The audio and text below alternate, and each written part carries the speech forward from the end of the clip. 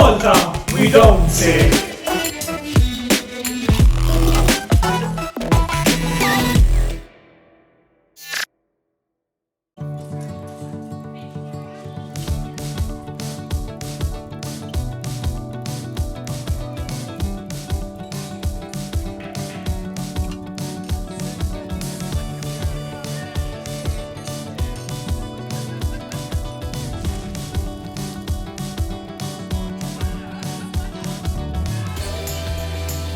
Meet cravings made effortless. TM6, the all-new Thermomix by Vorwerk.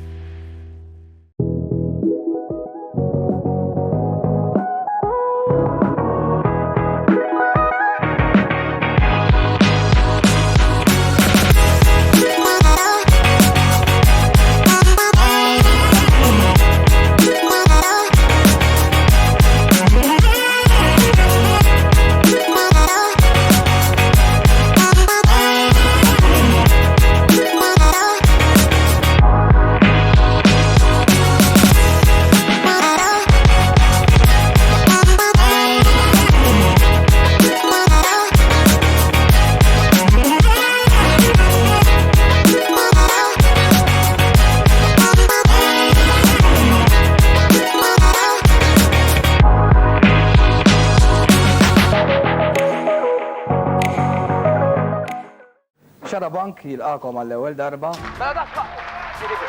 U dimmi feħrabtilhom tad-deficientu. They bumped us without any reason. Dak li kienu Twin Towers. Ma ħallux tiġi gwerra fuqna. Kien estreċta. U jisparaw. Ħadd ma jista' jemmen li dan il-Papa Il-Ġermanja waqt il-World Cup. Nsemmilkom il-Pjazza tal-Vatikan. Huwa l-bidu ta' staġun politiku ġdid. Is-sitt eżorċisti. Wasalna Ħajiti. Il-gwerra. kellu jmur 6 pajjiżi oħra. Le, mhux huma kienu. Fl-aħħar se jinħeles. Terroristi li għaddew minn hawn u sparaw in-nies is-synthetic drug li ordnajna aħna. Il-karozza għaddiet minn miegħi. Chris Bartolo jinħareġ mill-ħabs. Triq li minna ġesu għadda. L-istorja ta' Xarabank, l-istorja tiegħek. Merħba. Mi għandi lil Charles Azzopardi, 42 sena, kien sindku tar-Rabat, 18 sena jikkontesta mal-Partit Laburista, ikkontesta 6 elezzjonijiet mal-Partit Laburista u illum se joħroġ kandidat mal-Partit Nazzjonalista fl-elezzjoni li ġejja. Charles nil-Akmana, għala dort, wara da snin kollha dort. Mhux dort. Ma dortx. Kont mal-PL u spiċċajt mal-PL. Mhux dort. Wara 6 elezzjonijiet ġenerali, domt ħafna biex iddeċidejt, għax kont nemmen u nemmen bisħiħ li l-Partit Laburista xi darba jew oħra jista' jinbidel. Inbidel mill-oppożizzjoni 13 sena naħdem mal-partit, inbidel u mar fil-gvern. Kont irreżenjajt fl-2004, fit-19 ta' Jannar tal-2004, iżda għalkemm kienet daqqa kbira u kelli żmien biex naħseb u nirriflettejt sewwa xorta waħda. U fit-30 ta' Marzu ta' dik is-sena stess fl-2004 mort fuq il-monument tal-ħaddim. Tlajt it-tela, dik it-tela imħarbta, mhux waħda, mhux komda, diffiċli, għax dak nemmen li l-mixja tal-ħaddim vera, il-mixja ta' dawk il-patriottiċi ta' qabilna, inkluż Manuel Demek, Ġużelu l-Mercer, u nies oħra kbar fl-istorja, anke il-perittu minn Kumintof. Li kien nemmen fil-monument għax il-monument huwa diffiċli. U anke l-ħajja fil-politika hija diffiċli, u bqajt nemmen li sal-2008 l-partit jinbidel. U iva kelli tama kbira. Kif jista' jien ma jkellix tama f'Joseph Muscat bil-ħolma kbira li kellu li Malta hija tagħna l-koll. Il-ħolma tiegħi li meta fis-sena 2000 fil-Kunsill u fis-sena 2003 bħala l-ewwel sindku Laburista ta' Rabat, emmint li Rabat huwa tagħna l-koll. U l-ħolma ta' Joseph Muscat kif sata xi ħadd ma jemminix. Kif stajt jienu l-familja tiegħi ma nkomplux naħdmu. Ma batqalix, għaret naraw ritratt tiegħek ma' miegħek u mal-mara, Joseph Muscat, kif daqqa waħda ġifieri ma bqajtx temmen f'din il-ħolma. Mhux daqqa waħda. Inti stesset għaddew 18 sena. Għalfejn? Għax kien hemm tranzizzjoni mill-oppożizzjoni Partit Laburista għal Partit Laburista fil-Gvern mill-2013 sal-2017. Ma bqajtx nemmen f'dan il-partit għax għalkemm fl-2017 kontestajt l-elezzjoni ġenerali mal-Partit Laburista. U mort tajjeb ħafna bħala wieħed minn dawk il-persuni li kkandidaw ruhom, Defni Karwana Galizja 4 xhur wara inqatlet. U il-qtil ta' Defni Karwana Galizja ma kienx merija, il-qtil ta' Defni Karwana Galizja kien qtil ta' ta' oħt u ta' bint ukoll. U hemmhekk ħassejt li f'dan il-pajjiż erġajna lura għal żmien aktar diffiċli meta nqatlu Karen Grek u Raymond Karwana. Jiġifieri, jekk qed nitkellmu fuq Karen Grek u Raymond Karwana fit-tmeninijiet, qed nitkellmu illum fil-2017 meta nqatlet Defni Karwana Galizja u l-iskop tal-qtil ta' Defni Karwana Galizja kien il-mod ta' kif kienet tikteb, il-mod ta' kif kienet tesponi ċertu affarijiet mill-Panama Papers, mill-Ligrin. Nifmek sew inti li il-tir tagħha impressjonak tant li dort kif biex. Kien hemm diversi affarijiet oħra. Le, mhux il-qtil ta' Defni Karwana Galizja biss. Hemmhekk stajt inkomdu aktar miegħi innifsi biex nirrifletti li baqali 2 snin leġislatura fil-Kunsill. Xorta kontadni bil-ħsieb li nista' nikkontesta l-elezzjoni tal-2019 mal-Partit Laburista. Għax jiena ma nħoss li għandek toqgħod u ddur minn partit għal ieħor u toqgħod taqleb, għax xorta nemmen li fil-Partit Laburista stajt bil-prinċipji tiegħi nwessel il-messaġġ. Ullum l-istess.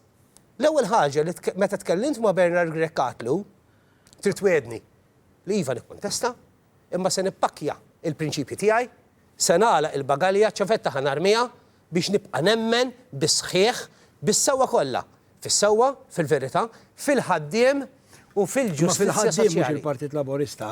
Mhuwiex. Storiku. Mill-Partit Nazzjonalista l-Partit Laburista. Għalik illum min jirrappreżenta l-ħaddiem. Qabel ma nitkellmu fuq il-Partit Nazzjonalista. Ħa nitkellmu fuq il-Partit Laburista.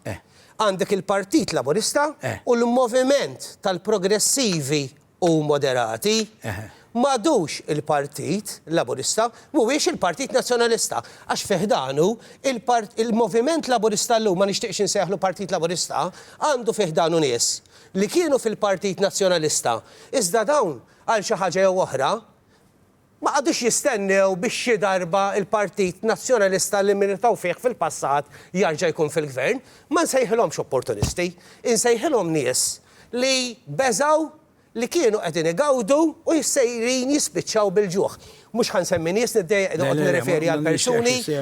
Il-partit, il-moviment Laburista llum fiħdanu għandu nies li mill-2013 issieħbu fil-partit għax minn qabel kienu ċerti li jiddistak fl-2008 ta' 1560 qatt ma seta' jfisser li l-Partit Nazzjonalista ħajkun fil-gvern. Mela x'għamlu daw? Għamlu minn kollox biex jissieħbu viċin il-Partit Laburista biex jinqdew huma u ta' madwaru qed narawha di. Chairperson law, chairperson lem, konsulenzi kbar, ambasċaturi. Imma dek ma tlix, għax ma fimx. Għalfejn ma tlaqt mill-Partit Laburista. Tlaqt mill-Partit. X'inbidex ġara? Tlaqt mill-Partit Laburista għax fil-Partit Laburista fl-2004 kont irreżenjat minn Sindku tar-Rabat u tajt iċ-ċans għax bqajt nittama. Għax jekk titlef it-tama fil-ħajja tkun tlift kollox. Li l-partit jinbidel. Fl-2008 bqajt fil-partit għax kont nemmen f'Joseph Muscat. Fl-2013 ikkontestajt għall-Kunsill Lokali, kont ġibt 2267 vot, kont komdu bil-vot li raġa' tagħni l-elettorat 10 snin wara ir-reżenja tiegħi, bqajt insegwi, bqajt naħdem, bqajt nirsisti. Fl-2017 inqatlet Defni Karwana Galizja, hekk kif appena għaddew sena u xahrejn wara kien hemm ir-reżenja dubjuża.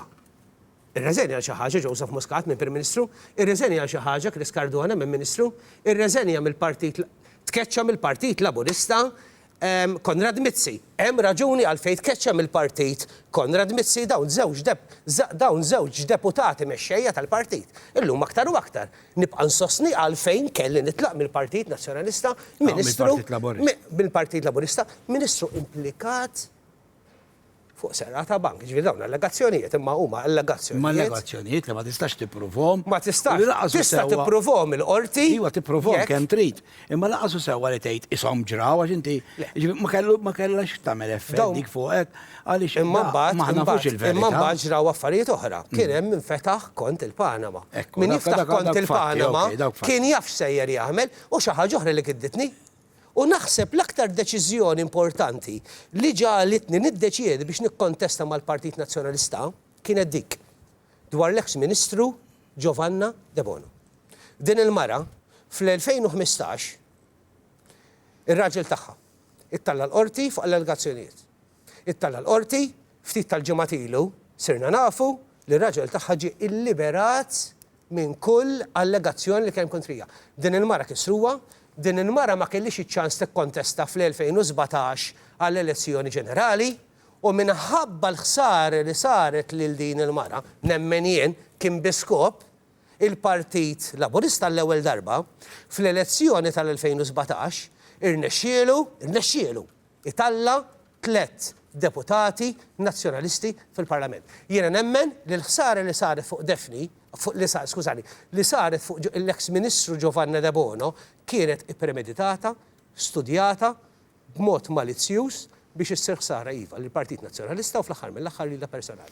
Ok, però semmejt Joseph Muscat, id-dizappuntak, ħarġu ħafna fejt ir-reżenja, però issanna li Roberta Bela u għalkemm nara ftit slow il-biċċa xogħol qed nitkellem personali, però naħseb illi qed jipprova jagħmel affarijiet u għamel affarijiet koraġġużi biex iġibna nipprovaw naqbdu triq tas-sewwa u jtaffi l-ħsar enormi illi saret. Di inti ma prezzajtix, ma ċħanoqtaw issanna li Roberta Bela, ma prezzajtix din. Roberta Bela kien jinsab f'Kastilja mill-2017 sal-2020, viċin, kantoniera l-bot ma' Joseph Muscat. U kien l-aktar bniedem fdat fil-gabinet bħal mallum u l-aktar bniedem fdat minn Roberta Bela, Carmelo Bela, viċin tiegħu. Kif tista' inti tkun l-aktar persuna fdata mill-Prim Ministru ta' dak iż-żmien u ma tkunx taf bl-affarijiet li jkunu qegħdin għaddejjin. Xi ħaġa oħra l urtaq.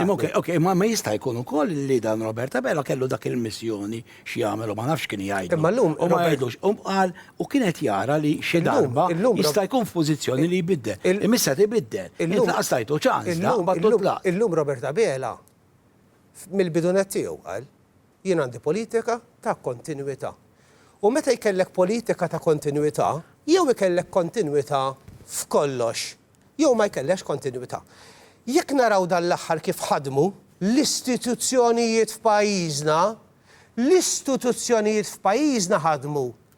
Għax kien hemm min ġibdilhom l-attenzjoni, is-soċjetà ċivili, ċerta kritika minn ċertu nies li beqgħu jagħmlu kull enfasi tagħhom biex l-istituzzjonijiet jaħdmu. Jiena nippretendi minn dan il-gvern li l-istituzzjonijiet ħallihom jaħdmu u mhux ikun il-Prim Ministru li b'xi mod jew ieħor għax ma jistax jagħmilha. Ma tistax issir iqabbad lill-Kummissarju tal-Pulizija biex jinvestiga. Importanti. Imma insomma, hawnhekk ħawwaqfek għax jiena għamilt intervista lill-Kummissarju tal-Pulizija ftit ilu. Il-Kummissarju tal-Pulizija li mhux l-affarijiet li rajt bil-fatti jidher li ma tantx se jgħod iċempillu l-Prim Ministru ta' jew il-Ministru, da jiġi jaqgħu jqum minnhom għandu viżjoni u se jagħmilha sadik mhux ħaġa tajba u mhux Roberta Bela għamel makkinarju biex għandna lil Anġlu Gafa. Jekk inti. Għalhekk jien ninsaqsik għalfejn ma taxxetta prezzhom dawn. Jekk inti qiegħed tgħidlek li inti iltqajt mal-Kummissarju Għamilt intervista. U kważi serraħt rasek minnu dan il-fatt hija xi ħaġa pożittiva. Imma wkoll il-Partit Laburista għamel ħafna makkinari. Għandna kummissarju għall-standards. Min għamlu? Mhux il-Gvern Laburista? Iżda meta l-Kummissarju għall-standards Dr. Hisler tkellem fuq affarijiet li ma jaqbilx magħhom, affarijiet li jara li huma ħżiena, x'ġara fil-Parlament? Attakk sfrenat kontra Dr. Hisler. Issa jew irridu għax Dr. Hisler huwa responsabbli mill-standards, mill-etika u mill-responsabilità politika u governattiva. Mela, jekk iridu l-istituzzjonijiet jaħdmu f'xi ħaġa bħalin ukoll, nattakkaw fil-Parlament. Imma inti għandek dritt li jkun hemm xi ħaġa sa jiena nirrispetta x-xogħol li qed jagħmel Dr. Hisler m'iniex qed ngħid mod ieħor u vera qed ikun kuraġġuż u jieħu deċiżjonijiet kif għandu jieħu, naqbel miegħu. Imma ngħidu wkoll li jiena nkun fil-Parlament għandi dritt nikkritika ħalli ħares issa se nispiċċaw għax poġġejna xi ħadd hemm ma tistax tkellmu ta' jew ma tistax tikkritikah. Għandek dritt tikkritikah, imma mbagħad inti tkun responsabbli biżżejjed biex ħidmietek u xogħolok twettaqhom b'mod kif mistenni minnek. Il-governanza. Waħda mill-problemi li nara matul daw l-aħħar 7 snin. Ambaxxatur li hemm allegazzjoni tal-qorti fuq ħasil ta' flus. Iġveri qed nitkellmu dan fuq persuna li għandha l-kredenzjali li tirrappreżenta nazzjon. Aħna maħniex nirrappreżentaw lil dawk li taw maġġoranza assoluta lil Partit Laburista. Qegħdin nirrappreżentaw pajjiż sħiħ, l-ambjent. L-isfreġu li kontinwament qiegħed isir fl-ambjent. Ma nistgħux ma nsibux bilanċ u ma narawx li hemm bilanċ bejn l-ambjent, l-iżvilupp u r-responsabilità. Il-gvern għandu jkollu waqt li jaħdem fuq l-infrastruttura ta' dan il-pajjiż bis-700 miljun fondi Ewropej fuq 7 snin u sewwa li jsir ma rridux li jintilfu l-fondi Ewropej isib il-bilanċ. Kont favur l-Unjoni Ewropea. Jiena fl-2003 ivvutajt kontra li Malta tidħol fl-Unjoni Ewropea. U votajt li Malta tidħol fl-Unjoni Ewropea għax għal darb'oħra. Emmint li dak li qed jgħid Dr. Alfred Sant, dak li kien qal Joseph Muscat dak iż-żmien, dak li kienet titkellem dwaru Mirjam Dalli dak iż-żmien, kienet l-għażla li kellha tieħu pajjiżna. Il-partnership ġifieri. Il-partnership. U inti votajt favur il-partnership. Jiena votajt favur il-partnership. Allura, ma tħossok skomdu f'speċi fis-sens taf kif semmejt is-700 miljun $. Daw ġabu. Taskulli le. Illum kukela xi referendum x'tagħmel. Mhux jiena għandu jħossni skomdu, għandu jħossu skomdu forsi Dr. Alfred Sant, Dr. Mirjam Dalli. Forsi għandu jħossu skomdu Dr. Joseph Muscat. Għalfejn. Għax kienu l-ewwel nies li ftit ta' xhur qabel kienu favur il-partnership u kienu l-ewwel nies li kontestaw u talaw fil-Parlament Ewropew. Għalfejn jiena għandu jħossni skomdu illum meta nara li iva idħul ta' Malta fl-Unjoni Ewropea kienet ta' benefiċċju. Kelli gwida ħażina. Jiena kont nemmen f'dak li jgħid il-partit u tant kont nemmen li bqajt fiħdanu għax dejjem bqajt nemmen li dan il-partit anke rigwardien jista' jinbidel. Inti li issa n-nies qalu dan minn hawn telaqgħu. Se terġa' toħroġ għall-elezzjoni issa mal-Partit Nazzjonalista. Taħseb li n-nazzjonalisti se jafdawk lilek irrispondini wara dil-waqfa qasira.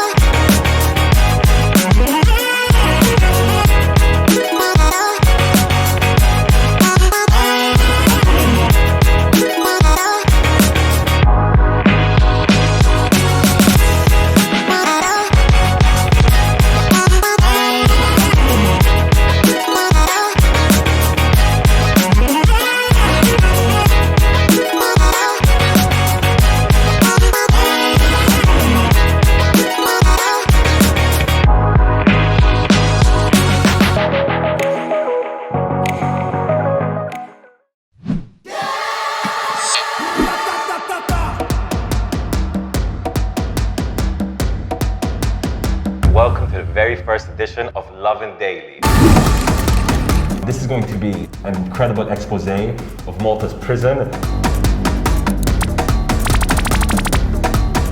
Welcome to COVID Calls.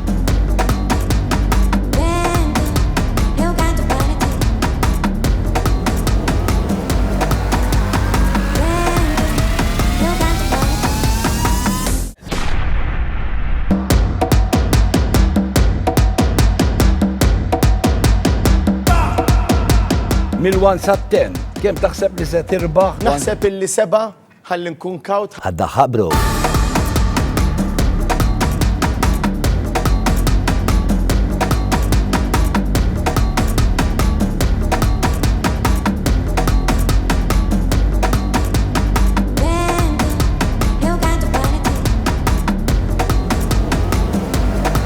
Grazzi lilek u grazzi lilha fin-Malta. Have you ever smoked weed?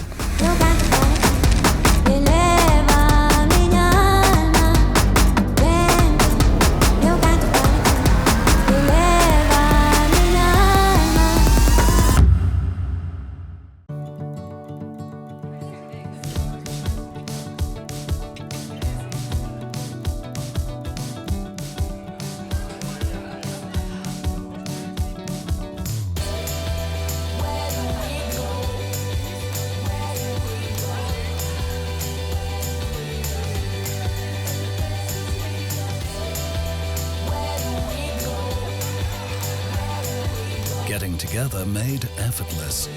TM6, the all-new Thermomix. By Vorwerk.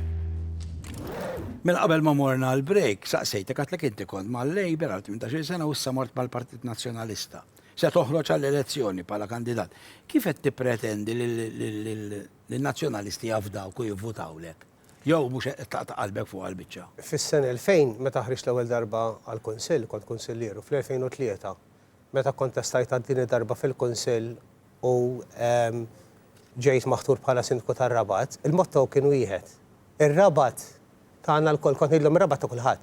Ir-Rabat mhux tal-kuluri. Qabel dak l-slogan kont ħriġt bihint. Jien Kuntatt, ir-Rabat tagħna l-kol u dejjem qribek. Dak kien slogan tiegħi. U tajt widen ta' dan għax jiena l-aħħar 5 xhur li kont bħala sindku tal-lokalità, ġifieri 4 xhur wara li kont sindku tar-Rabat, kelli ngħid persekuzzjoni kbira, kelli ħsara kbira. Semmejt il-kelma splengun, il-ħin dieħel u ħirex minni. Għalfejn? Għax jiena ħassejt li jekk hemm persuna nazzjonalista fl-istaff tal-Kunsill li din hija DNA ta' xogħla, qiegħda twettaq xogħla b'mod tajjeb, jekk kien awditur, jekk kien kontrattur u seta' jarġinata t-tender, jekk kien hemm direct order li seta' tingħata, ma kellix għalfejn neskludi jekk persuna hija nazzjonalista u iż-żmien tagħni raġun, issa ngħidlek għalfejn, u nażel biss dawk li huma laboristi. Ma ninsewx. Ma ninsewx li dak ħanwieġbek, ma ninsewx li dak iż-żmien b'vot ta' maġġoranza ta' 5 kontra 4, inti stajt, ittajjar il-kelma, segretarju eżekutiv mill-Kunsill. Iva. Tant riduni nagħmel hekk li jiena ħassejt li nwarrab jien u mbagħad il-viċi sindku tiegħi jagħmel ix-xogħol li rridu li nagħmel jien. Fil-fett hekk ġara. Ftit ta' xhur anqas minn sena wara, is-segretarju eżekuttiv tkeċċiet. Fi żmien 3 snin. Kienet nazzjonalista. Għax kienet politikament nazzjonalista ma mija kienet taħdem tajjeb ħafna, tant mexxiet. M'għandux ikollu x'jaqsam dawn l-affarijiet, sorry, jekk għadna f'dil-mentalità. Le, dawn l-affarijiet. Jiena n-nies li jaħdmu miegħek. U xi ħaġa oħra, staqsejt il-mistoqsija. Jivvutaw ma importanti. Staqsejt il-mistoqsija biex ma taħsibx li sejjer naħrablek minnha. Inti għad li in-nazzjonalista ħajafdawk, jiena nemmen ukoll li ħajkun hemm laburisti li jivvutaw li, u nemmen ukoll li ħajkun hemm laburisti li jivvutaw li għax jiddispeċihom minn dak kollu li għaddejt matul daw l-aħħar 18 sena u xi ħaġa oħra ħelwa, ġifieri nista' ngħidha. Kien hemm ħafna nazzjonalisti l-aktar bejn l-2000 u l-2008 kien jgħidu li oħroġ magħna u oħroġ magħna. Nimmaġinaw kisek Pierre Muscat. Ir-Rabat meta semmi l-Pierre Muscat qed issemmi l-omm l-ewwel waħda. Għax ommi kellha rispett kbir għalli jaħfrilha lej Pierre Muscat. U kienet tgħidli deputat tal-Partit Nazzjonali. Kum bħal Pierre Muscat li miet fl-1990. U nemmen li iva. Għalkemm il-Pierre Muscat ma niftakrux fil-ħidma tiegħu, meta jissemma Pierre Muscat, l-ewwel kelma li jgħidu dwaru huwa ġentlom. Kien qalbu tajba. Ma kienx ħares lej kuluri. U Pierre Muscat ma kienx ħares lej kuluri bejn is-sena 87 u l-1990 fejn il-ġlieda bejn in-nies fi triq kienet waħda kbira. Iva nemmen li l-partit li dawk li jimmilitaw fil-Partit Nazzjonalista jagħtuni l-appoġġ tagħhom. L-ewwel semmejt li raġuni minnhom għalfejn għamil din il-xismu kienet il-korruzzjoni. Issa, jekk nieħdu fi żmien il-PN, nieħdu fl-aħħar ta' żmien il-PN, għandek l-iskandlu ta' żejt, skandlu kbir. Kenna l-prezzijiet għoljin, tajjeb il-ħaddiema jħallsu bloli u għalla jbira kien hemm in-nies li jidher ċar li kienet jieħdu l-commissions u commissions kbar, tajjeb skandlu kbir li kienet iħallas għalih il-ħaddiem. Fil-Partit Laburista, fi żmien il-Labor, ukoll hemm skandli kbar u wkoll qed iħallas għalihom il-klassi tal-ħaddiema. M'hemmx differenza. Allura m'hemmx differenza, inti mhux mort minn ġod taġen għal ġonnar. Differenza kbira. Fi żmien Gvern Nazzjonalista kien hemm skandlu kbir. Mill-2013 sal-lum kien hemm skandli kbar, hemm is-singular u hemm bil-plural. Meta nitkellmu dwar l-iskandlu taż-żejt, il-pulizija għamlet xogħla. Investigat, mexxiet kif kellha tmexxi, tħalliet twettaq xogħla u resqet in-nies il-qorti. Bħalissa, skandlu wara l-ieħor. 274 miljun direct order. Alla ħares kunsill lokali jagħti direct order. Ta' ftit ċentieżmi aktar milli suppost. Għax il-kunsill kollu jingħata ammoniment. Qed nitkellmu fuq affarijiet venjali daw. Kemm saru affarijiet? Kemm ingħataw konsulenzi lin-nies? Mijiet eluf. Hemm elufijiet ta' konsulenzi. Ftehim li jidher dubjuż. U meta jkellek gvern dubjuż u li jidher ivvizzjat, dik hija l-problema ta' kredibilità. Il-kredibilità tirbaħa meta in-nies fi triq jaraw li l-istituzzjonijiet qegħdin jaħdmu. Iva, fi żmien Gvern Nazzjonalista, mela ma sarux affarijiet. Imma smani. Il-kredibilità. Ekrajna l-aħħar survey. L-aħħar survey, il-kredibilità. Qed jagħtiha lil-lejl. Ħankompli wieġbek. Kien hemm l-allox tal-lira. Jiena għalija, qabel l-2013, kienet xi ħaġa gravi li ministru jingħata rigal bħal dak. Issa ħalli li wara kien hemm arlox ieħor Bulgari. Jiena għalija kienet ma tagħmel l-ebda sens u ktib dwarha u ktib mill-2010 minn meta daħħalt il-Facebook sal-2013 kważi kuljum nikkritika lill-Partit Nazzjonalista. Eżempju, fuq il-kontijiet tad-dawl l-ilma li jitraħħsu fil-għaxija. Jekk titraħħas il-kontijiet, traħħas fil-għaxija, mela ma kien hemm żbalji, imma kien hemm kredibilità wkoll ta' fi żmien Gvern Nazzjonalista. Gvern Nazzjonalista Dr. Lawrence Gonzi ħatar President ta' Malta l-ewwel darba Dr. George Abiela li kien ġej bil-kamp oppost li għamel ħajtu jaħdem għal General Milkers Union li kien deputat mexxej tal-partit li kkontesta fit-tellieqa ma' Dr. Joseph Muscat. Jiena nies oħra li jingħataw iċ-ċans jimxu l-qudiem minn prinċipal għal direttur. Iġifieri il-Partit Nazzjonalista ipprova bejn l-2008 u l-2013 juri sens ta' rieda tajba. Iżda l-problema x'kienet? Kulħadd kien ċert li l-elezzjoni tiġi meta tiġi wara l-2008 se tkun elezzjoni li tintrebaħ mill-moviment Laburista. Mela x'ġara? Ħafna nies marru mal-Partit Laburista x'qalulek l-elezzjoni li ġejja u jafta wara ħad intilef u mhux ħajkun hemm Gvern Nazzjonalista. Jien ma naffordjax noqgħod bil-ġuħ, drajt ngħix ħajja komda, drajt ngħix ħajja forsi ftit komda aktar minn ta' ħadd ieħor, mela ħanara kif ħanagħmel ħanissieħeb minn qabel u nsieħeb il-ħadd ieħor miegħi għalhekk id-distak. Imma l-distak għaddu sal-lum ta' l-aħħar survey. Żdied anzi, żdied. Ma kif tispjega dik? Kredibilità u distak ta' Nispjega ħafna nies l-aġenda tagħhom ma għadiex kemm hemm korruzzjoni fil-pajjiż u din tinkwetani ħafna għax hemmhekk tidħol l-indifferenza. Il-korruzzjoni għalija mhux importanti. L-importanti li l-gvern ħajqassam 100 euro voucher lili, lill-uliedi, lir-raġel tiegħi, lill-ommi, lill-missieri. Li interessani jien li kelli bżonn promozzjoni għal ibni u din ingħatat. L-importanti għalija li hu titnej daħli jaħdmu fl-istess ministeru għax aħna nafu l dak il-ministru nsarħu rasna li ħaninqdew dejjem. Nazzjonalisti. Jiena anke meta nintaqa' man nies, jien nintaqa' iva ma' nies li kellhom tendenza politika differenti minn tiegħi, illum reġeġġi differenti minn tiegħi. Għax dawn, jiena mort naħa l-oħra u ma marru naħa l-oħra. Jiena mort fi żmien gvern Laburista li kont nappartieni miegħu. U spiċċaj fl-oppożizzjoni. Jiġifieri ma rrid xejn. Kieku rrid xi ħaġa jien, stajt noqgħod kwiet, ngħid ħaniħu xi ħaġa, impappija, Tajt ma ingawdija. bħal dawk li kienu u marru. Ħafna id-dista kbir li hemm huwa favur il-fatt li ħafna nies qegħdin jiqdew tgħid mela mhux għalhekk għandhom jivvotaw Labour. Le, qegħdin jiqdew ħafna nies. Għax dawn huma mwieda, daw ġew mogħtija. Imma ċas, mhux hekk. Imma jekk le. In-nies mhux l-ewwel familja. Hemmhekk tidħol il-meritokrazija, hemmhekk tidħol ir-responsabilità tal-gvern, hemmhekk tidħol it-trasparenza, hemmhekk jitlu ħafna affarijiet oħra. Għax mhux kulħadd qiegħed jinqeda fuq bażi, fuq kunċett, fuq livell ta' kompetenza.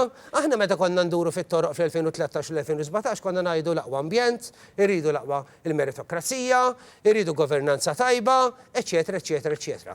Jiena nemmen li bil-viżjoni tiegħu il-Partit Nazzjonalista, eżempju, waħda mill-viżjonijiet waħda nsemmija il-Partit fuq il-ħabs. Il-ħabs huwa post ta' deterrent. Huwa ta' deterrent ta' dawk li qegħdin barra lin qegħdin barra. Imma il-ħabs ukoll għandu jkun mod, għandu jkun għodda. Kif waqt li l-vitmi jingħataw kumpens għax minn żbalja magħluq ġewwa, il-ħabs għandu jkun il-post biex ikun ta' riforma u jkun ta' riforma biex il-persuna li tkun fil-ħabs u tiskonta l-pjena tagħha toħroġ mill-ħabs u qatt ma terġa' tersaq lejn raħar ġdid. Ok, din biċċa nixtieq insmerik imma ma nistax, sorry, ma sax emerik. L-aħħar domanda se jkollna nagħlqu. Taħseb illi tixtieq żgur, imma taħseb li Dr. Bernardek jista' jkun il-Prim Ministru ta' Malta? Irrid nibda minni. Irrid naħdem aktar, irrid niltaq aktar man-nies, irrid nitkellem aktar dwar il-viżjoni tal-partit. Jiena ma noqgħodx nitkellem dwar x'jista' jagħmel Bernard Grech. Jekk hemm partit fl-oppożizzjoni li huwa il-vera underdog, huwa l-Partit Nazzjonalista llum. Id-distakk huwa dak li hu, imma n-nies trid tmur tivvota, il-vot finali dejjem huwa tan-nies.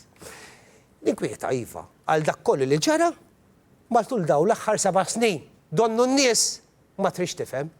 U jiddispeċina ħafna x'edin fix-xifer u qegħdin nissugraw li naqgħu u nixbdu kollox magħna. Mbagħad nibku l-bikja ta' xejn u ngħidu żbaljajna, l-istorja tinbidel. L-istorja qed tinkiteb. Qatt jgħaddi żmien fejn jgħidu kemm inkitbu kotba soċjalisti. Dak iż-żmien għal kull skandlu li kien isir kien jinkiteb ktieb. Illum nistgħu nibnu volumi, libreriji ta' kotba.